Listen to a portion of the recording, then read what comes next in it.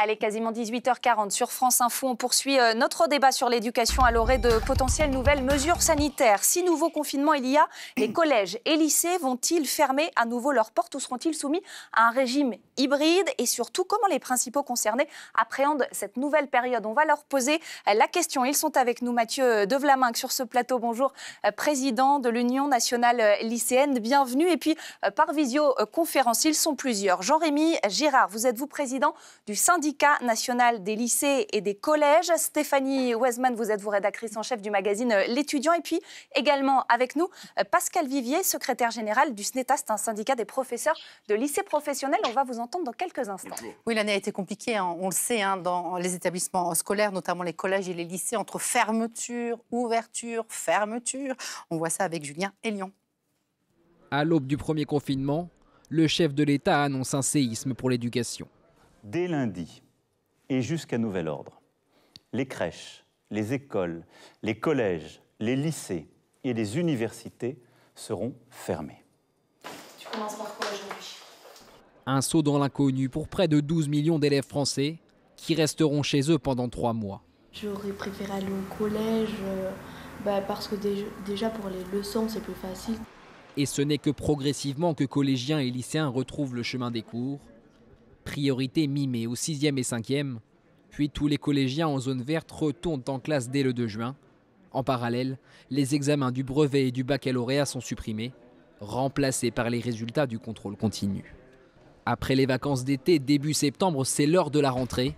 Mais quelques semaines plus tard, une seconde vague du Covid-19 déferle en France, obligeant le gouvernement à mettre en place un second confinement. Mais cette fois-ci, pas question d'arrêter les cours. Un protocole sanitaire renforcé est mis en place. Le port du masque devient obligatoire. Les collégiens restent en cours à 100%.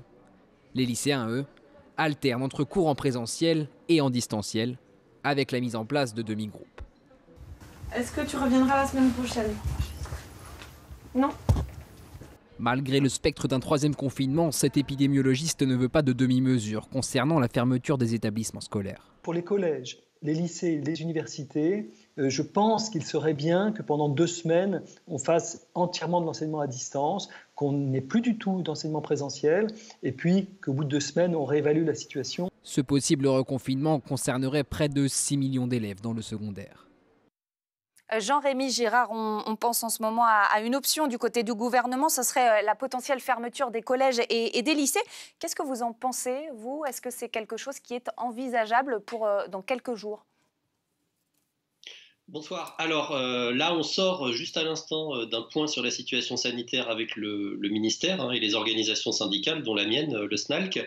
Et on a tous clairement dit que tant qu'on pouvait maintenir les écoles ouvertes, il fallait maintenir les écoles ouvertes, quitte à adapter la façon de les ouvrir. Actuellement, on a des lycées qui sont ouverts à mi-effectif chaque jour, par exemple. On l'a vécu lors du premier confinement. La fermeture complète avec l'école à la maison, entre guillemets, le travail à distance, ça crée du décrochage et on perd un nombre non négligeable d'élèves. Donc il ne faut en arriver à cette mesure-là que si vraiment on ne peut pas faire autrement sur le plan sanitaire. La difficulté, c'est qu'on n'a pas forcément préparé suffisamment à l'avance des scénarios alternatifs, c'est-à-dire notamment sur les écoles primaires et les collèges, et là on parle évidemment des collèges, sur le fait que les plus jeunes enfants, 6e ou 5e, on ne sait pas très bien ce qu'on en fait si on ne les accueille pas à l'école, si on est obligé d'avoir des mesures plus strictes. Nous, on avait demandé qu'on puisse leur ouvrir d'autres lieux avec du matériel informatique et des personnels pour pouvoir, ne faire avoir que des demi-groupes aussi dans les collèges. C'est probablement pas réalisable parce qu'on ne l'a pas préparé. Donc nous, on est très très tendus parce que si la situation se dégrade beaucoup, on risque effectivement de se retrouver avec pas d'autre possibilité que la fermeture. Et la fermeture, ce sera très compliqué à gérer. Alors justement, ces cours en distanciel, vous les avez vécus, vous Mathieu Devlaminck, au mois de mars, notamment de l'année dernière. Je ne sais pas si aujourd'hui vous fonctionnez en mode hybride, mais en tout cas, est-ce que vous envisagez de manière sereine un possible retour aux cours en distanciel? Non du tout, on est déjà la moitié du temps en distanciel et le tout distanciel avec un confinement, ce serait vraiment catastrophique. On a déjà énormément d'élèves qui sont en situation de décrochage aujourd'hui. On a Parcoursup qui nous met la pression, la question du contrôle continu aussi qui nous met une forte pression pour maintenir un niveau de notes qui soit bon, pour le un bac. suivi des cours qui soit régulier. Et actuellement, un reconfinement, ce serait très compliqué à gérer pour nous. On est très inquiets et on demande au ministère déjà de préparer la situation, mais aussi de mettre les moyens nécessaires pour qu'on puisse garder les lycées ouverts, ce qui n'est pas le cas aujourd'hui. On va supprimer 1800 postes de professeurs. On a besoin d'effectifs restreints et avec moins de professeurs, ça ne sera pas le cas. On ne comprend pas les décisions qui sont prises aujourd'hui par le gouvernement. La question du baccalauréat qui approche, on sait que les épreuves de spécialité ont été annulées et remplacées par du contrôle continu. Elles devaient se tenir au mois de mars notamment. C'est quelque chose qui vous angoisse, qui vous stresse aujourd'hui dans cette situation plus que d'ordinaire peut-être pour d'autres camarades auparavant ? Oui, effectivement. On avait le problème de ne pas avoir de réponse sur comment allait se passer notre baccalauréat. Mais finalement, là, un problème en chasse un autre. Parce qu'avec la question du contrôle continu, on a deux problèmes qui se posent principaux. On a déjà la question du décrochage scolaire dont je parlais, qui a fortement augmenté. On a beaucoup d'élèves qui ont peur de ne pas avoir le baccalauréat parce qu'on n'a pas eu un suivi en distanciel des cours qui pouvaient être suffisants. On n'a pas eu accès au numérique. On a nos proches qui ont pu tomber malades. On a dû garder nos frères et sœurs. Et bref, il y a énormément de raisons contextuelles qui font qu'on n'a pas pu suivre les cours régulièrement. Et deuxièmement, ce contrôle continu, ça va créer un bac local et fondamentalement inégalitaire qui va en fait laisser sur le carreau les élèves en province, les élèves en banlieue qui ne sont pas issus des meilleurs lycées, qui auront un contrôle continu dévalorisé en quelque sorte. Et ça, c'est scandaleux. Alors ça, c'est la situation, on en a parlé des collèges et des lycées. Il y a aussi les lycées professionnels et c'est encore bien différent. Pascal Vivier, vous, comment est-ce que vous envisagez un possible durcissement des mesures sanitaires ? Qu'est-ce que ça pourrait impliquer pour vous ? On sait qu'une partie des cours doivent se faire forcément en présentiel dans les lycées professionnels pour l'apprentissage. C'est toute la difficulté. En lycée professionnel, on a une spécificité, c'est l'apprentissage des gestes professionnels. C'est vrai pour la mécanique auto, c'est vrai pour le soin à la personne, c'est vrai pour l'hôtellerie.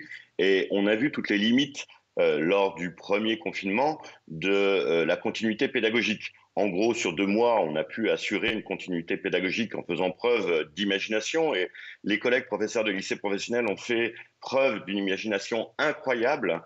Aujourd'hui, on travaille à effectifs allégés. Aller au-delà et revenir à du distanciel, pour être clair, les professeurs de lycée professionnel ne veulent pas retourner en distanciel parce qu'on n'arrive pas à enseigner complètement les gestes professionnels malgré la possibilité liée à l'imagination. Et on a vu ce que tous les collègues ont pu faire. Mais très sincèrement, remettre ces jeunes, et ces jeunes ont une spécificité, remettre ces jeunes chez eux, c'est difficile. Actuellement, ils vivent des vraies contraintes qui sont en dehors de l'école. La première, c'est les stages en entreprise. En baccalauréat professionnel, c'est 22 semaines sur le cycle. En CAP, c'est 14 semaines. On a réduit ce nombre de stages où ils se forment.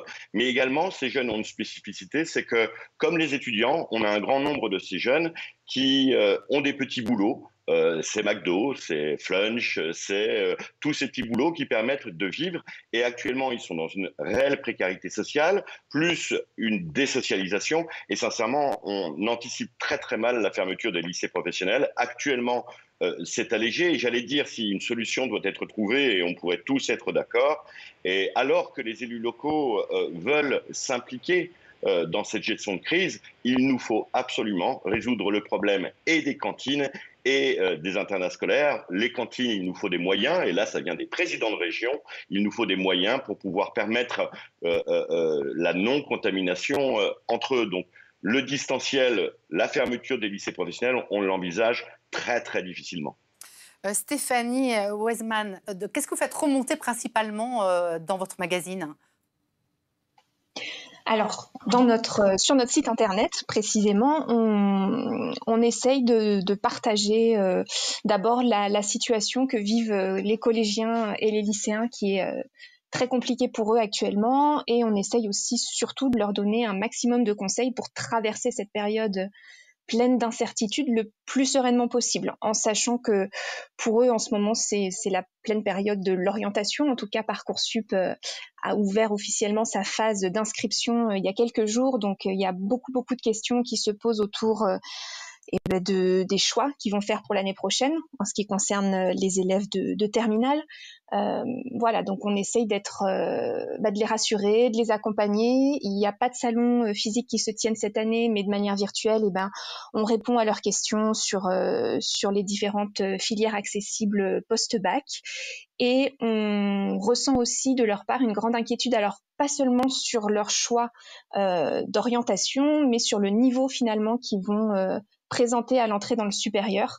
Voilà, sans un certain nombre de cours peut-être, ou sans les échanges habituels avec leurs professeurs. Pour eux, voilà, il y a de l'inquiétude par rapport au niveau. Est-ce que je vais arriver avec le bon niveau ? Je me permets de vous couper, Stéphanie Waisman, mais cette question de la peur du niveau, ça veut dire quoi ? Ça veut dire qu'à la fois, ils ont peur que peut-être leur bac soit dévalué et qu'en plus, ils n'arrivent pas avec les pleines compétences à la sortie du lycée ?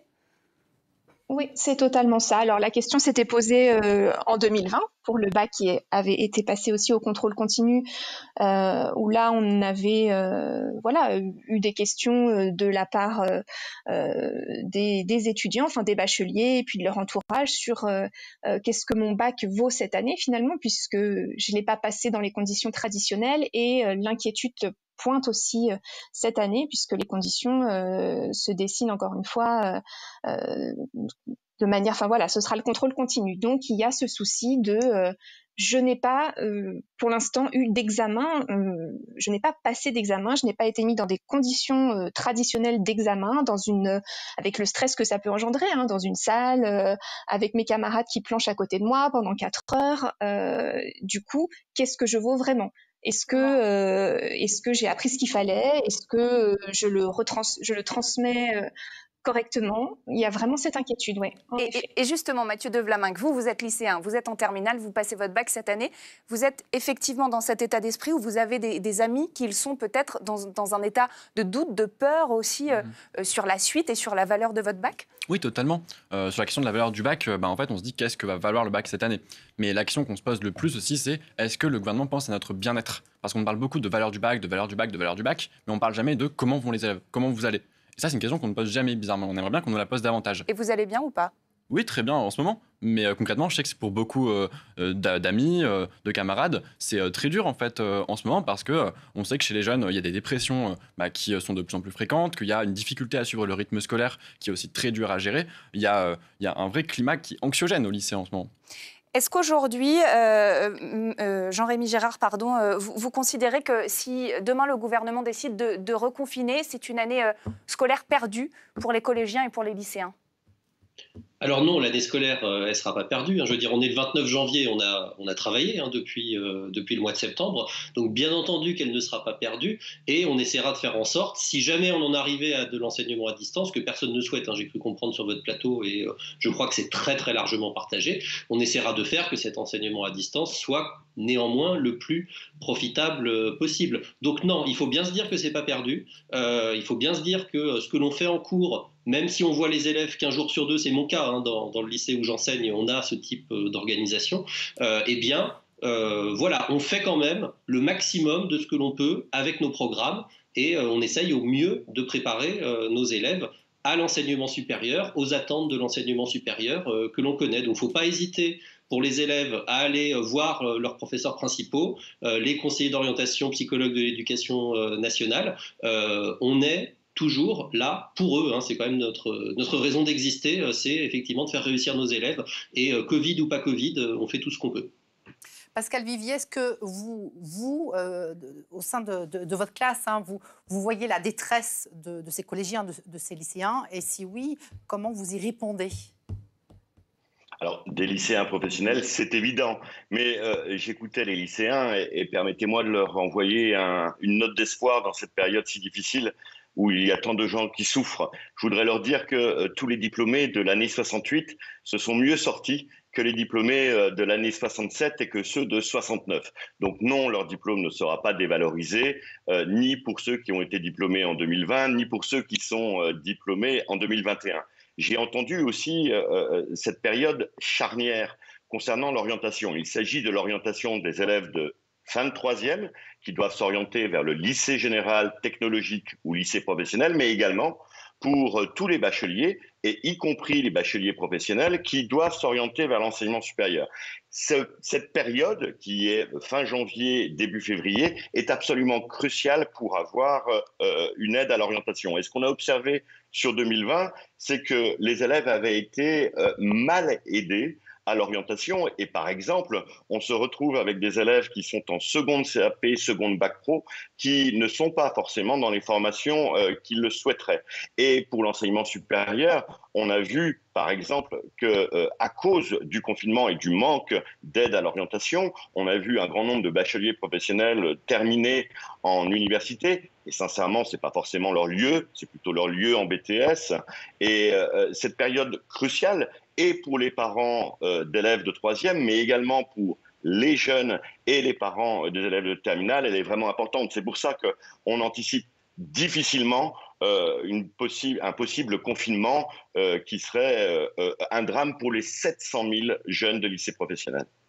Mathieu de Vlaminck, vous avez le mot de la fin, vous êtes en terminale, vous avez fait vos choix sur Parcoursup, ça y est, c'est fait? Oui, ça y est, c'est fait. Et pour le mot de la fin, je voudrais répondre à ceux qui disent qu'on n'est pas une génération sacrifiée, que tout est prêt. Non, ce n'est pas le cas. Oui, on est une génération sacrifiée. Tout d'abord, sur le plan sanitaire. Parce que dans les lycées, aujourd'hui, en fait, on a encore 35 par classe dans de nombreux lycées. Et les choses ne sont pas mises en place. On va supprimer des postes de professeurs et on sera encore plus nombreux dans les années à venir. On est sacrifié aussi sur le plan social, où la seule solution du gouvernement aujourd'hui pour répondre aux attentes des jeunes, c'est de leur demander de s'endetter. Mais vous avez plus d'espoir quand vous nous dites ça? Vous vous dites que plus rien peut changer?